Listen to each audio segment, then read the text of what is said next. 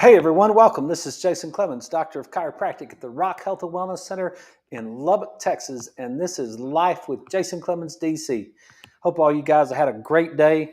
We are live right here in our studios at the Rock Health and Wellness Center in Lubbock. We're on 98.7. We're on 1420 AM Lubbock Christian Nation, and we're all over the world on 987radio.com. So hope you guys are doing great. We're also on social media as long as they keep us on there.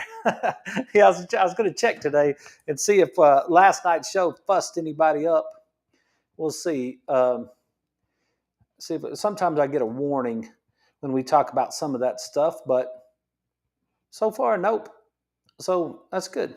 We'll see. We'll see how long that lasts. So yeah, but we're on here. We'll stay as long as they'll let us stay. Then we'll move to X because they won't kick us off no matter what we talk about. So, or that Rumble or whatever else we got going on. So I hope you guys are good. It's been busy at the Rock today, all day long, and I still haven't come up with a name. We gotta come up with a name to describe this week. You know, like Black Friday and Cyber Monday. It's like jacked up chiropractic week or something. You know, something to that effect. We got to come up with a name. We've been talking about it all day because we started Monday, and then a lot of the there's only been a couple people that that are on a twice a week schedule that I have seen twice this week so far. So pretty much everybody we've seen so far, I've only seen them for the first time. This week I've only seen them once, and the story continues all day long. Everybody still is just like, they're still just fussy about, man, I messed myself up over Thanksgiving. My back hurts, my shoulder hurts, my allergies are out of control. I can't sleep, like everything. So, jacked up chiropractic week, yeah. JT, I don't think that's what we should call it, but we need a name. Like it's like everybody gets, hey, it's Black Friday, right? Well, it's like it's subluxation week in the world of chiropractic, I guess, because so I want to encourage everybody just to hang in there. Just hang in there. You're going to be all right, and you'll make it through. Just get back in the rhythm of things and make it through. So if you're not feeling all that great this week, you are not alone. If you're stressed out this week, you are not alone. It's a whole world of folks out there that's dealing with that. So we're all in this thing together, and maybe we could just get through it. So tonight on the show, I just have a whole list of things. Like I got a list right here that from things I've been writing down all day long today with conversations with patients. And so that's what my idea for the show is going to be tonight. We're going to talk about, I got all kinds of stuff. We're going to talk about allergies. We're going to talk about maybe caffeine and nicotine. We're going to talk about how much sugar is in beer. Got that request tonight. So we got several things on the list that we're going to talk about tonight. So I think you guys will find some of this stuff interesting. But I want to just quickly, before we get too far into it, I want to talk about last night's show for you guys that saw last night's show, because sometimes when we cover that stuff, there's so much in it that I don't get the point across. And so for you guys that didn't see the show last night, the House subcommittee on the origins of the COVID virus came out with their 500-page report, and we talked about that. And then we talked about the Robert Redfield, who was the head of the CDC, and then we talked about President Obama putting the moratorium on gain-of-function research, and then we talked about Judy Mikovits and her contribution to my life and the things that I learned from her, right? And I wanted to make sure, I just wanted to make sure that I communicated what I was trying to communicate with all that. And what I was trying to communicate with all that is that you can never turn your health over to anyone else. if you turn your health over to anyone else, I think you put yourself in a very dangerous position, because you just don't know all of the things that are going on out there in the world. And so I just wanted to make sure that I wasn't, I don't care about the House subcommittee report, right? I used Dr. Redfield because he was the head of the CDC, like the Centers for Disease Control. He was the head of that for when President Trump was in office the first time. So I think he's got a resume. And so he's got some credentials that go along with him. So I want to listen to what he says and where he fit in that whole thing. And he I don't agree with all of the things that they did. I don't agree with all the things that President Trump did when COVID hit. I don't agree with all of the things that were said and all that stuff. But it doesn't matter if I agree with it or disagree with it. I just was listening to him, and what he says, I think, kind of works. You just want to hear somebody say, "Hey, listen, that's exactly right. It came from the lab, and maybe it went to the lab from North Carolina, right?" So when you hear those things, and then I didn't when I was the referencing Judy Mikovits last night and the XMRV and the retrovirus that comes from the mice and the vaccines and all that sort of thing. I was just trying to say, look, you might consider what we're doing to our health. And you just turn it over. You have a child today, and you're just going to take that child, and on the very first day of that child's life, it's going to get a hepatitis vaccine on the very first day. And no one's going to ask any questions, and no one's going to question whether or not that's a good idea. And it's like, maybe some of us did ask those questions. I asked those questions 24 years ago. And I wanted to know the answers to those questions. And that's why I appreciate Judy so much, because 20 years went by when she showed up in my life and explained the virology of all that. And I appreciate that. I appreciate her for that in my life. So that helped me make some decisions about what I was going to do from a health standpoint with my children. And so it's okay to question. It's okay to question some of the things. It's okay to question your doctors. Matter of fact, I think it is a wise thing to do. Make your doctors, including myself, make your doctors answer for their things. Don't just let your doctors off the hook. And we're going to get into allergies here in just a minute. And that's the same thing. It was like one of my gals came in this morning, and she said, my head's full of snot, and I know when I lay down, this is going to mess me up. And I said, why is your head full of snot? She said, because I'm allergic to West Texas.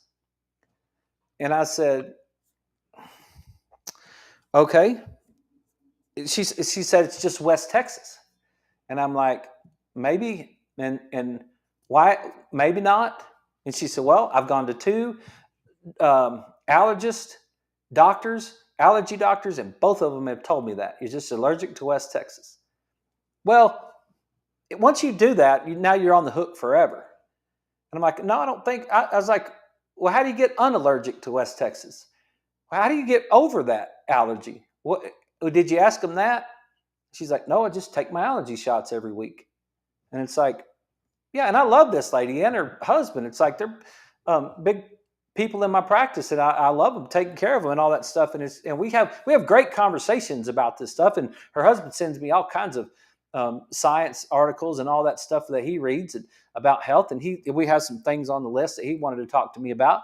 And so these are great conversations. They're not accusatory, or I'm not coming at them or anything. But wouldn't it be fair enough for you to ask your doctor, why am I having allergies to West Texas, when not everyone in West Texas has an allergy to West Texas? Like if West Texas is the problem, wouldn't all of us that live out here have allergies? Fair enough, right? Well, how come some people don't have allergies? How come some people's heads not full of snot today? And it's like, I don't know. Well, we all live in West Texas. We're all breathing the same dirt. We're all getting sprayed on the same chemicals. We all got the same cotton farming going on right now. We're all breathing all the same stuff. Why is it that some of us are really having an allergy problem and some of us aren't? I think you should question that. I think you should ask your doctor that. I think you should get your doctor to answer that question. And if you do, I think we could really get healthier as a group. I think if we made our doctors answer those questions, why does my child need a Hep B vaccine on the first day of life? My wife doesn't have hepatitis. I don't have hepatitis. It's like, where is this child going to get a sexually transmitted disease on the first day of their life? Why do they need that? On day one, why do they need that? It's like, no thanks. Keep it for yourself. And then as soon as you say that, then you start getting the friction. And I know some of you don't like the friction, but maybe when you get a little bit of this information, maybe it makes it feel better.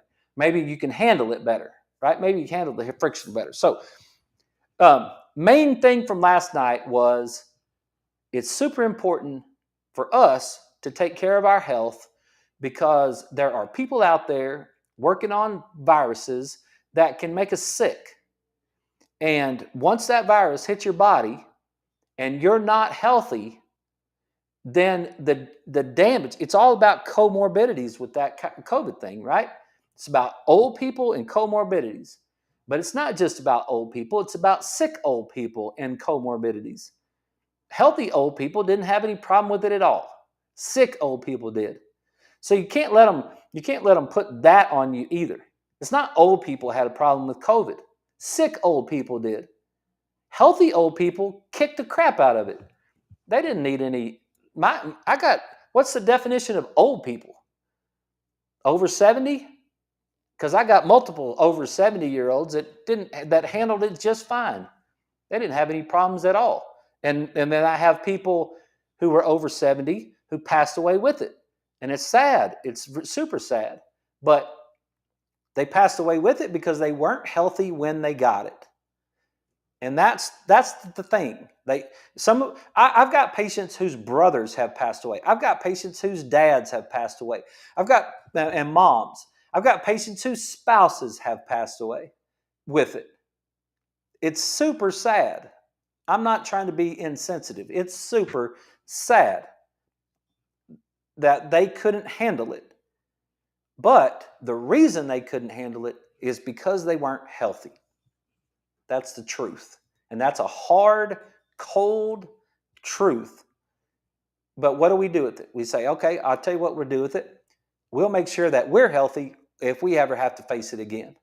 And we'll do that every single day so that we can make sure that we're healthy. So that was the gist of last night's show. So let's get into some of this stuff. I had a request, and I want to cover it first because I had a request tonight from an amazing human being, and his request was, how much sugar is in a can of beer?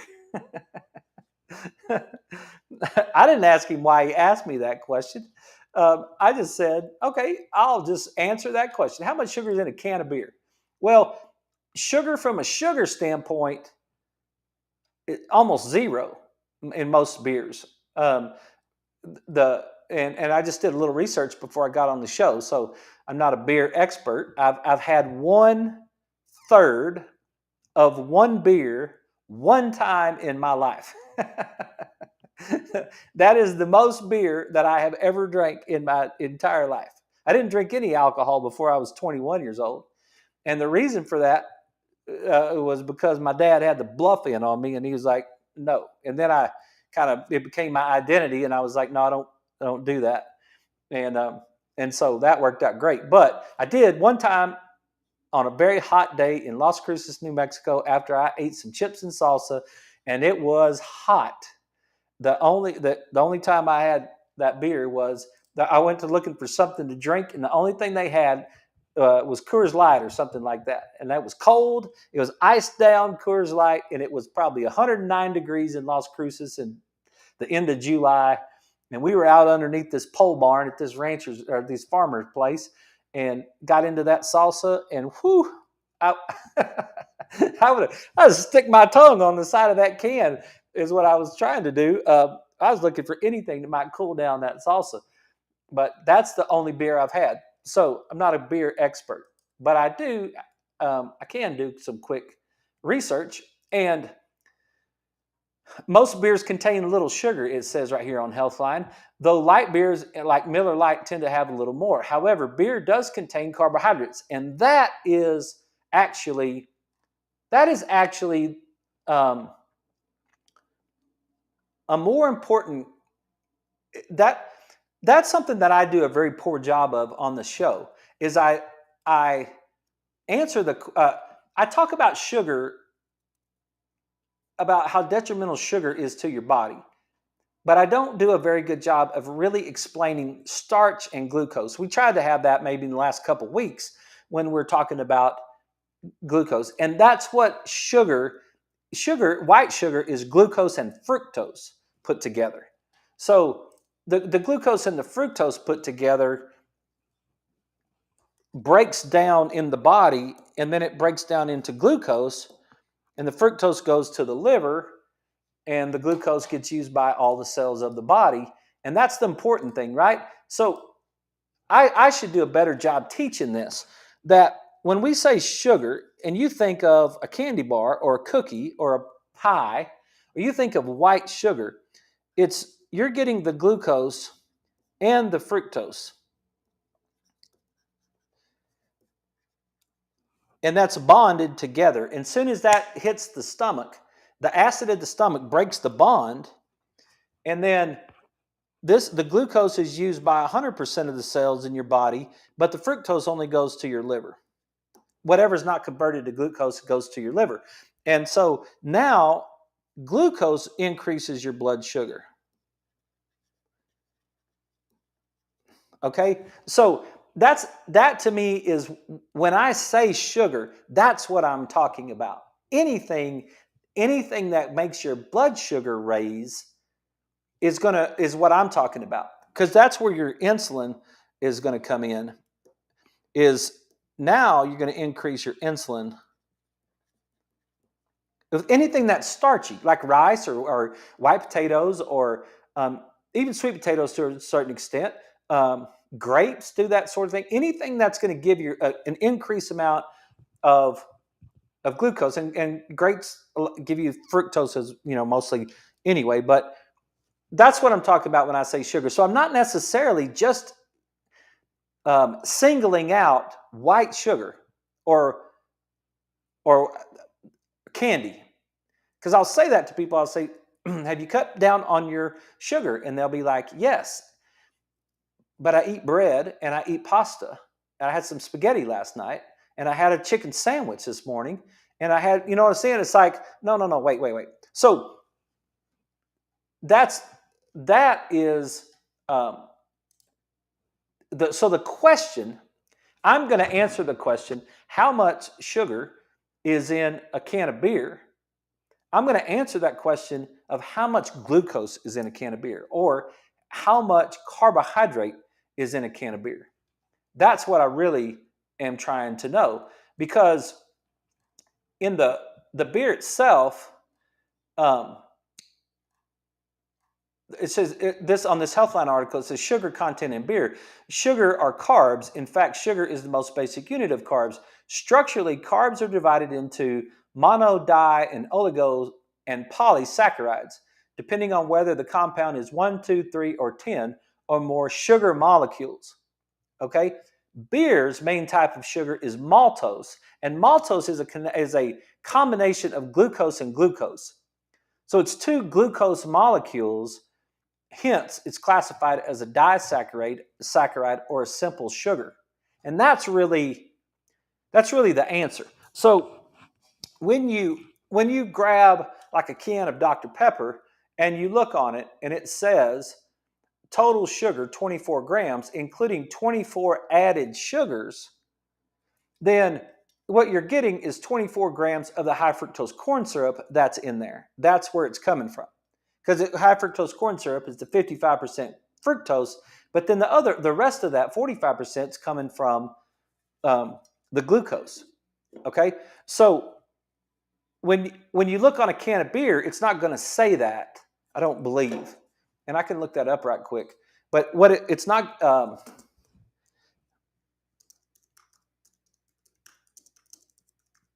See if I can get a picture of it, just to see what a can of beer. You guys may have some in your refrigerator that you. I hope you're not holding it right now. Let's see if I can.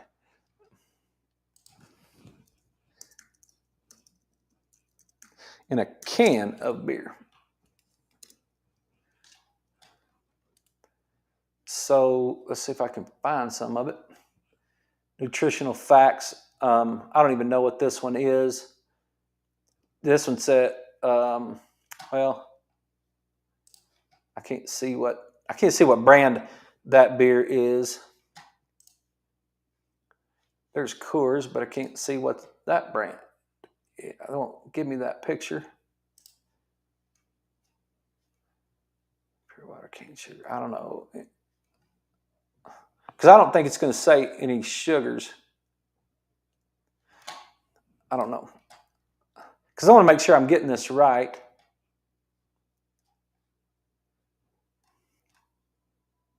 You'd think it'd be easier.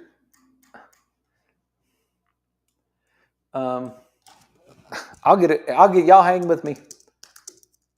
If you got one at home, you can send me a picture of it. 806-794-0400.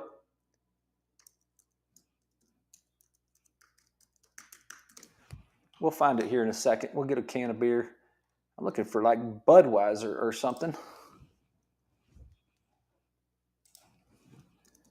Let's see, Coors. There we go. There's a can of Coors.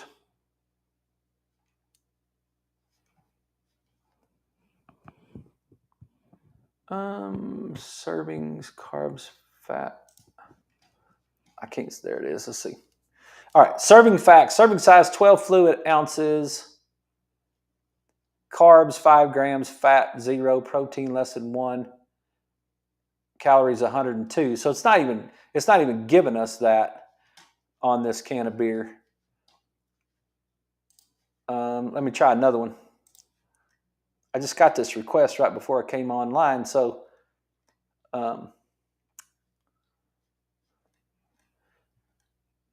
isn't this funny? Isn't this funny how hard this is? Like, why can't you just if I was to Google the ingredients of anything else, I'd get it immediately. Yeah, here's Coors Light, and so it says carbohydrates 5.8 grams, and it says sugar 0.3 grams, right? So it's not adding sugar from a white sugar standpoint, but you're getting the sugar in the carbohydrates because what you're getting is the maltose, which is glucose and glucose. That's what I really wanted you to get that, get that piece of information. And then you can kind of say, well, how much sugar is in one can of beer? So a Bud Light will have 4.6 grams of carbs. Budweiser has 10.6. Busch has 6.9. Busch Light is 3.2. Coors Banquet is 11.7 grams of carbs. So not a lot. Coors non-alcoholic, 12 grams of carbs, and they add 8 grams of sugar. So the non-alcoholic beer, you get 8 grams of sugar, and I don't know really why any... I mean, I'm not a beer drinker, but I don't have any idea why anyone would drink non-alcoholic beer. What in the heck? You just love the taste of beer that bad that you don't even get the kick that goes with it? Like, man, just have a glass of tea or something, or drink some water. But anyway, Heineken, 11.4 grams of carbs. Miller High Life, 12.2 grams of carbs. Miller Lite, 3.2. So not a lot in the light beer. The regular beer has more carbs, which the carbs is the maltose, which is the maltose is the double bonded or the double molecule of glucose, and that's going to get broken down into the body. And now here you're going to add that sugar into your bloodstream because glucose is going to make your insulin go up. So now We're just talking about the sugar content of the beer. We're not talking about the um, we're not talking about the alcohol part of it, right? That's another thing.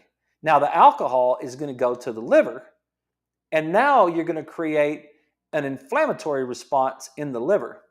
So you're going to get an insulin, a little bit of a kick of insulin. The light beer is better than the dark beer. I mean the non-light beer. It's not much.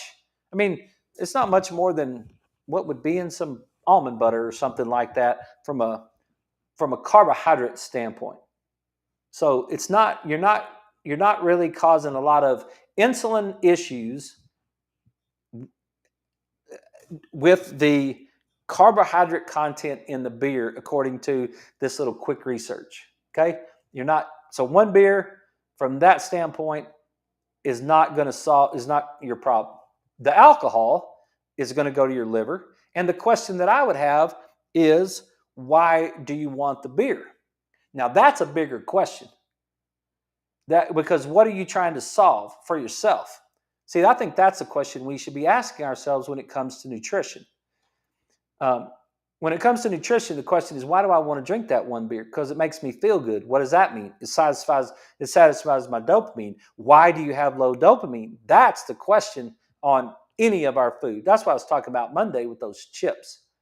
So we got to take a break. We'll be right back. We'll come back and talk about some allergies and see if we could talk about a few other things too. So you guys stick around with us.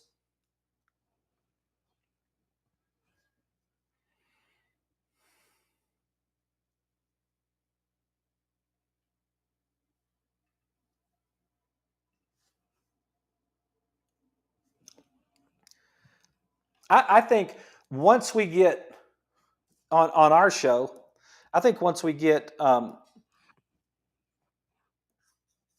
this thing down, once we get this thing down, that's that's your explanation of the beer. Because you say, "Well, I just love beer." No, you don't.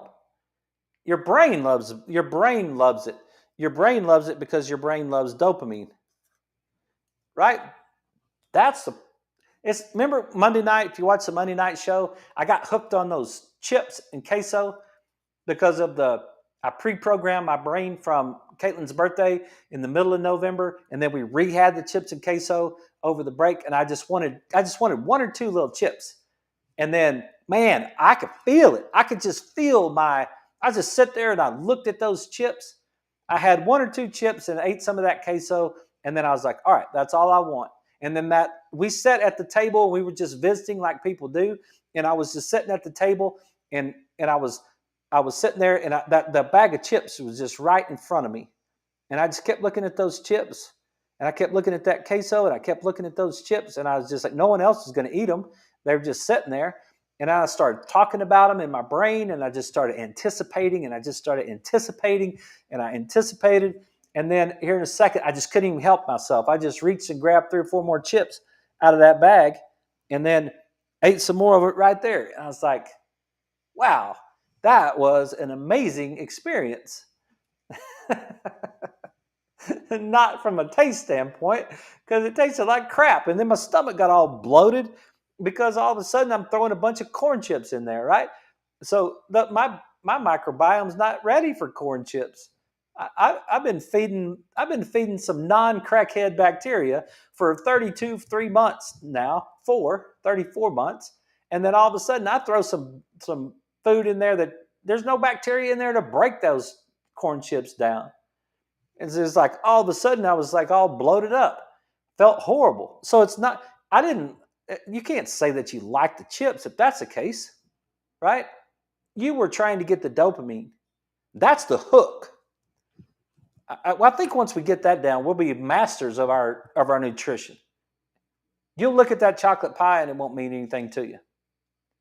Let me get us back online.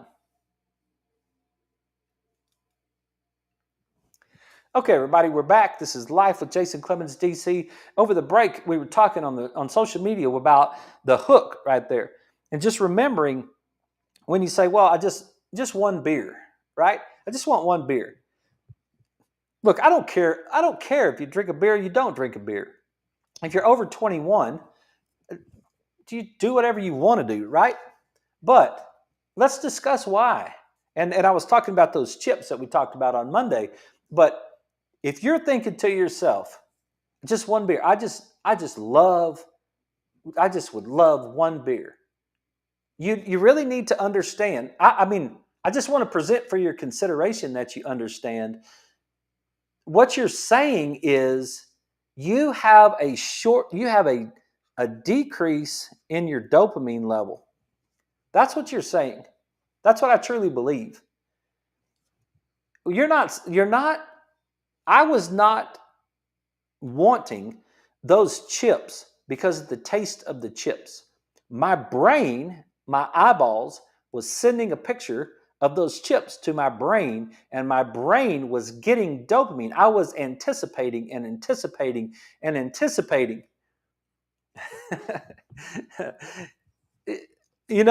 We talked about this before. Your best analogy that everyone that I know understands is when you go on that date with your wife. Let's call her your wife, your girlfriend, whatever, and you're anticipating a little bit of loving at the end of that date, right? You went and washed your truck or your car, you went and vacuumed everything out, you took a shower, you shaved up real good, you got your favorite shirt on, put a little of that smell 'em stuff on you, like you're anticipating. Nice dinner, take her for some dessert. Now you want some smooching or something, right?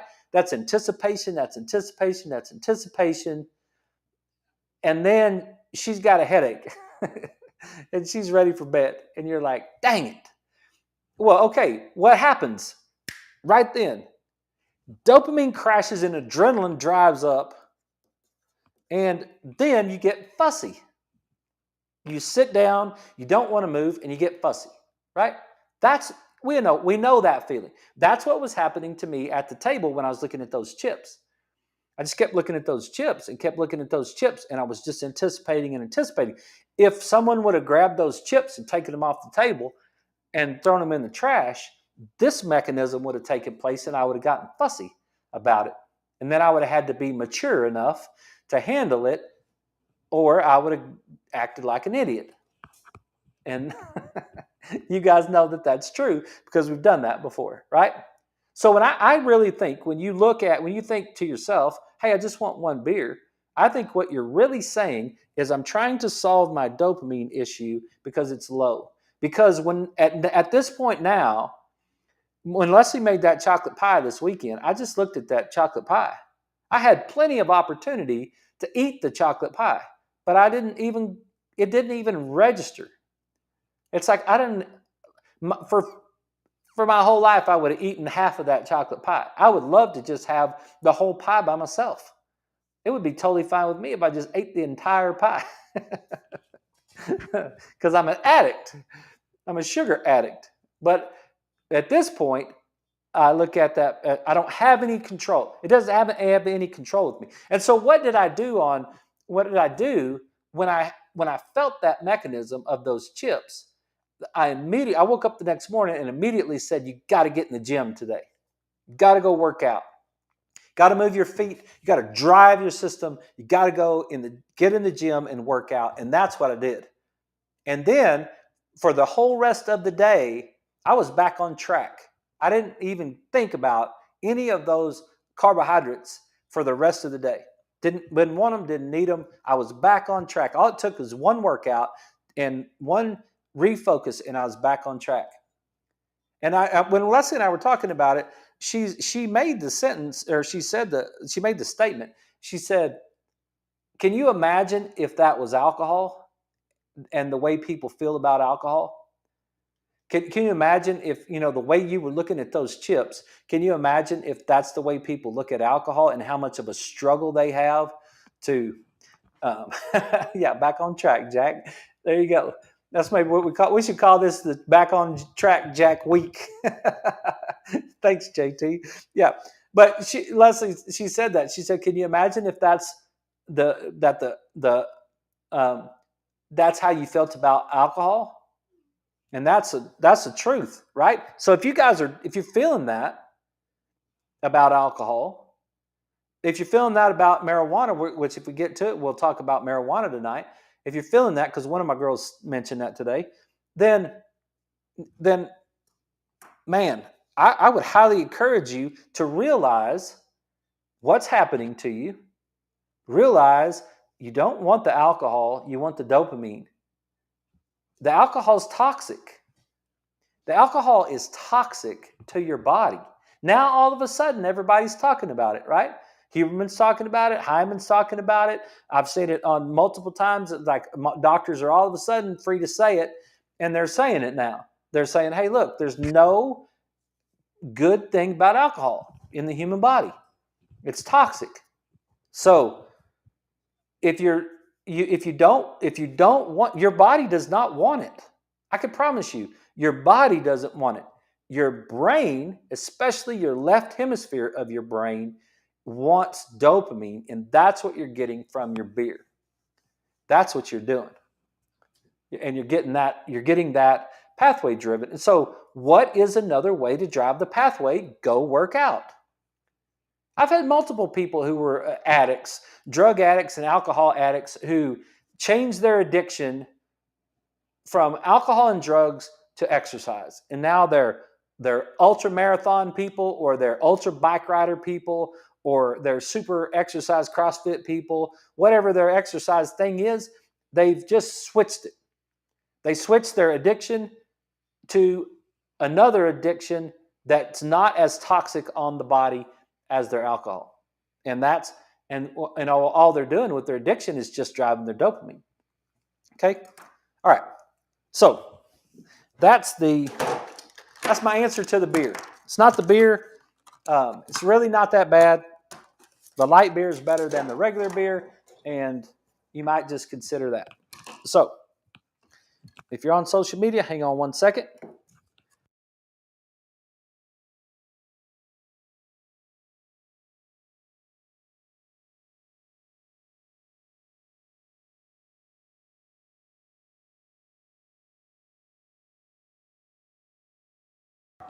Let's talk about some allergies, because I really do want to share a little bit of thought on allergies. And what I did is I gave my patient this morning that said to me, I'm allergic to West Texas. I gave her this book, Extreme Health, and this is my Dr. Guest. I now have 3 of these copies, and so I gave her let her borrow one of the copies, because I can't. This book is an important book to me, and so I let her borrow one of it. But we talked a little bit last week about the IgGs and the IgEs and all those immunoglobulins. So I wanted to just talk about allergies for a second and just read some of this. Chapter 9 of this book is nothing to sneeze at. And it's kind of sometimes it's a pain to read this book, but the story he's telling is about a guy who ended up in the emergency room, and the blood work indicated the possibility of gallbladder inflammation, which I did have a conversation this week about gallbladder inflammation. A sonogram was performed. The gallbladder looked fine, but the bile duct leading from the gallbladder to the small intestine was swollen. A surgeon recommended removing the gallbladder the following morning, but that didn't make sense to him because the gallbladder looked okay. The surgeon assured him, if we jerk that thing out there in the morning, you'll never have this pain again. That's hogwash, is what that is. It's not like you weren't meant to have a gallbladder. So you better ask that surgeon. First of all, if you ask a surgeon anything, he's going to want a surgery, most of those guys. If you ask a chiropractor about it, he'll want to give you an adjustment. It's just what we do. So you got to be careful when you ask. If you ask an immunologist, they'll want you to have a vaccine. If you ask a virologist, he probably tells you don't do that. It's toxic. That's what I learned from Judy. So that's why some of these things need a question. But the pain had subsided, so he went home. Whoa, doc, this is supposed to be a chapter on allergies, not gallbladder disease. Yes. Well, I understand what you're saying, but trust me and read a little more as he goes through this. He was introduced to a book by Dr. James Brenneman, a medical doctor specializing in allergies. He said that the gallbladder symptoms were usually caused by food allergies. Jim, yeah, he said he was skeptical. The story was about Dr. Guest himself, right? He was skeptical because he know how most of us think. To a carpenter, everything looks like a nail. That's what I was just saying. So I figured this allergist, everything looks like an allergy. Besides, I wasn't sneezing, I was hurting. But Dr. Brenneman had evidence. See, that's what we think. We think that the allergy is simply the sneezing part of it, but that's not necessarily true. We can have food allergies and create all kinds of different symptoms. He said that symptoms disappeared in all of his gallbladder patients when the offending food was identified and eliminated from the diet, even when the organ was full of stones. When the food was reintroduced, the pain would return. He said the allergic reaction causes the bile duct to swell, which restricts the flow just as a stone were blocking the duct. So when a patient tells a doctor about the pain and diagnostic image finds a bag full of stones, the doctor assumes that the stones are the cause of the pain. If there had been stones in my gallbladder, I might have had surgery. And that's the case all the time. You go to the doctor with pain, the doctor does the evaluation, the doctor sees the stones in your gallbladder, and then the doctor tells you that you have stones in your gallbladder, and then they say you need to have your gallbladder removed. And it's like, no, hang on just a second. Not necessarily. What if the duct is swollen? And what's causing the duct to be swollen? The allergy to the food. So, it seems logical, but according to Dr. Brenneman's work, it may be quite wrong. Dr. Brenneman listed the foods that most often cause problems for his patients. For some people, onions were the problem. Others reacted to chocolate. The doctor developed a list of a number of foods that cause problems and put them in order of frequency of involvement. The food that triggered attacks in more than any others was eggs. I didn't eat eggs very often, but I did remember that my wife had prepared some eggs 2 or 3 days before I went into the emergency room. I eliminated eggs from my diet and never had another pain until I was at a nutrition conference in Florida a couple of years later, enjoying a luxurious buffet and noticed some key lime pie in the dessert table. I had never tasted key lime pie, so I added a slice. It was delicious, and since I was unlikely to eat it again in Texas, I had another slice. This was on Saturday. On the following Tuesday, the pain hit. You might think it was a psychological connection, but I didn't know the key lime pie had eggs in it. Unwittingly, I had performed a classic challenge test, reintroducing of the suspected allergen. If it was a double-blind experiment, at the time of the test, neither the researcher, me, nor the subject, me again, knew the food contained eggs. That was a long story, but it brought out 2 very important points. Number 1, the symptoms did not occur until 2 or 3 days after the exposure. And number 2, I had abdominal pain instead of the typical allergy symptom. Let's talk about both of these. So this is my point about allergies. It's not West Texas that you're allergic to. If West Texas was the cause of allergies, everyone in West Texas would have allergies. Does that make sense? That's one of those foundational principles that changed my entire life. It gave me power, and it gives you power. It gives you power. You're not supposed to be dizzy. You're not supposed to have gallbladder attacks. You're not even supposed to have stones in your gallbladder, but you're not supposed to have a gallbladder attack. You're not supposed to have seasonal allergies. That's not a thing. That's what we call them, but it's not a thing. It's not a seasonal allergy. It's the inability to process your environment because you are filling yourself up with something that's causing you to have an allergic response. And what Dr. Guest is saying in his experience right here is that he was having an allergic response to eggs that was causing the bile duct from the gallbladder to be inflamed and swell up, causing pain. Now, don't get me wrong. A gallbladder attack is intense. When you have a gallbladder attack, you think you're dying. Like it hurts like crap. I've seen it. I haven't experienced it, but I've seen it in multiple patients.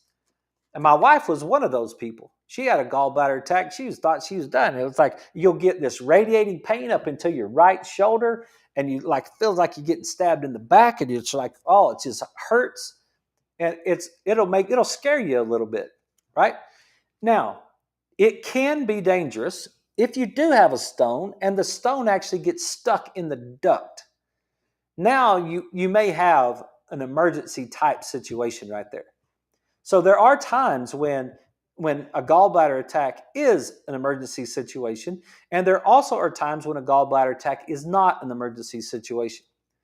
But I'm not really trying to talk about gallbladders tonight. I'm trying to talk about allergies. We don't know.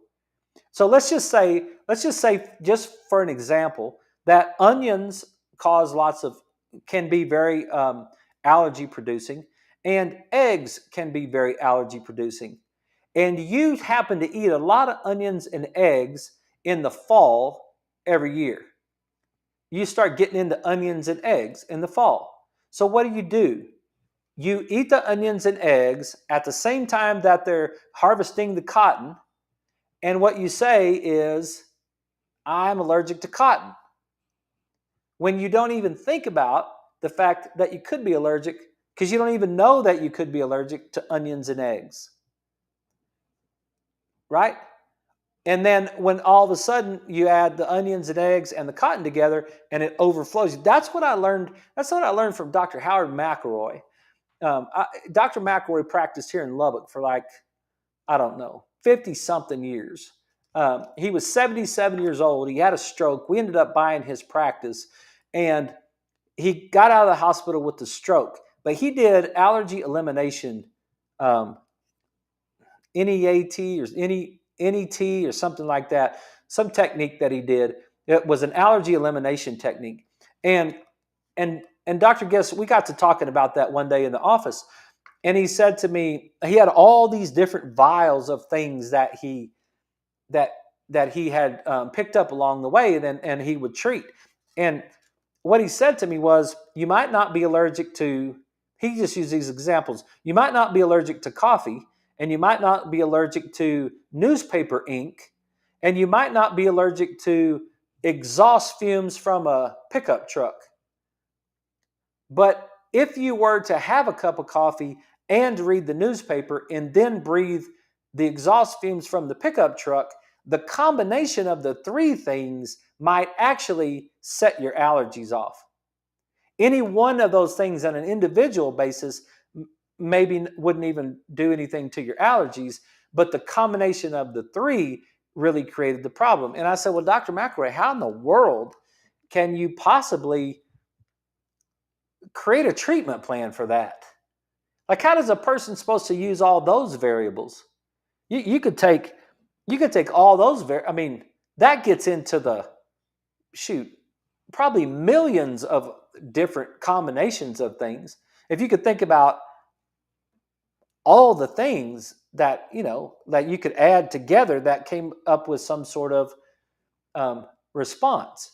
And so he's like, yeah, that's why you got to go inside the person, and you got to start to clear those things inside the person and let the person handle that and not the environment. And that was a learning step for me, because it was yeah, I totally agree with that. That's the idea of wellness. That's what I meant a while ago, when it's like, if you get COVID and you're sick inside, you have a really hard time with COVID. If you get COVID and you're not sick inside, you don't have as hard a time with COVID.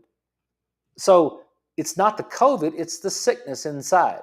COVID is just a virus, which is really funny, because if you go to the CDC and you look at the amount of flu that was in 2020, it's almost zero. The flu cases in 2019 were really high. The number of flu cases in 2018, 2017. But when you go look at the number of flu cases in 2020, nobody had the flu. In 2020, everybody had COVID. I'm not saying that that's a conspiracy. I'm saying that it's funny how that ended up happening. We just blamed everything on that. So my point is, whatever respiratory problem you might face might be a problem. So I'm going to finish this thought right here. Most of us are familiar with the usual allergies. The dogwood tree spits out pollen, and within a very short time, we begin to sneeze, wheeze, itch, etc. That's what was going on with my lady this morning. We also know of people who are allergic to strawberries or peanuts or some other food. Almost immediately after eating it, they have the above symptoms or worse.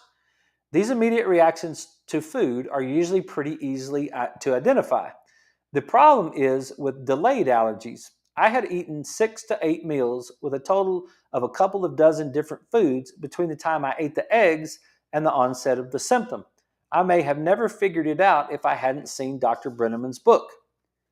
Delayed allergies involve a component of the immune system called immunoglobulin G or IgG. The IgG binds with the offending substance to form what is called an immune complex. The immune complexes circulate through the bloodstream and are then deposited in some organ or tissue of the body. In some people, the target tissue might be the bile duct. In others, it could be the joints, arthritis. Brain, lack of concentration or irritability. Muscles, muscle pain, fatigue, or just about anything else. So you can see that allergy can appear in many disguises. In many cases, the patient and the doctor never even consider that the symptoms may be allergy related. And that is well, let me talk just for a second. What determines the location where the circulating immune complexes will be deposited? The mechanism is far too complicated for you to understand. That's doctor's talk for I don't know. But it probably has something to do with genetic predisposition. We may inherit a genetic tendency for a particular malady, but those genes don't have to express themselves. Modifying genetic expression is a very hot topic right now among enlightened, intelligent, talented, handsome nutritionists such as myself. That's Dr. Guest for you right there. But what determines it? Yeah, I don't buy that genetics thing. I buy that the epigenetics thing. The environment upon the genetics might make it doing that. But that concept right there, that piece of information and that concept right there, if you get that, if you'll grasp it, and you'll start to understand the immune complex circulates through the bloodstream and then are deposited in some organ or tissue of the body. It could be in the muscles, it could be in the brain, it could be in the joints, it could be in the bile duct, it could be anywhere in the body, right? Your body does not make mistakes. That's the whole idea of autoimmune diseases. Your body didn't mistakenly attack itself. Your body is not trying to express pain or malfunction. It's interference with the perfection that's already there. That's the subluxation. That we are the light of the world. The light of the world shines bright in the world. Subluxation means we're less than light. That's the subluxation. The question that I would ask is, why would the body deposit the IgG immune complex into the joint? Why would the body deposit the IgG immune complex into the muscle and give me fibromyalgia? Why would it do that? You see how that is? We got a name for it. Fibromyalgia. Yes, my muscles hurt. Okay, why? It doesn't make any difference what you call it. You could call it arthritis, because if this immune complex is deposited in the joint, you call it arthritis. If this immune complex is deposited into the muscle, you call it fibromyalgia. What difference does it make what you call it? You want to know, why is it happening? And the first thing that comes to my mind is that the innate intelligence of the body doesn't want it circulating in the blood. Your innate intelligence is like, look, dude, I picked up some trash, and I don't want that trash circulating in the blood, so I'm going to put it somewhere and get it out of the blood, because if it's in the blood, it might get into my heart. Or if it's in the blood, it might get into my brain. And it's like, no, you're not allowed to do that. I don't want you into either one of those things. You want to kill an organism, break its heart, and physically, not emotionally, but you could do it that way, or break its brain. You'll kill it quickly. So the safety mechanism is push it into the muscle. How many of us have sore muscles from eating too much crap over Thanksgiving? No, not me, but how many of y'all? I didn't eat any of that crap over Thanksgiving, except those couple of chips, right? But how many of you have experienced that? Have you thought maybe that you had an immune complex floating through your blood that your body put into your muscle? What's one of the ways that you could get it out of your muscle? Go work out. Go exercise. Exercise and drive that crap out of your muscles because your muscles are having to function properly. One of my ladies said today, she's like, Doc, can you tell me why I'm so stiff? And I said, look, we have this saying in chiropractic. It's called eat well, move well, and think well. Dr. Chestnut's got it copyrighted, whatever. Yes, if you do that first, if you eat well, move well, and think well, then we can talk about why things aren't working right. But if you don't move well, eat well, move well, and think well, then you're just getting yourself into a trap of how you're going to solve some problem. We're going to talk about that. I'm going to leave the note right here, and we're going to talk about that tomorrow night because we are out of time tonight. And I've got some creamy chicken and an omelet waiting on me at the house. So you guys have a great night. I'll be back tomorrow night. Thanks for watching this show, and we'll talk to you tomorrow.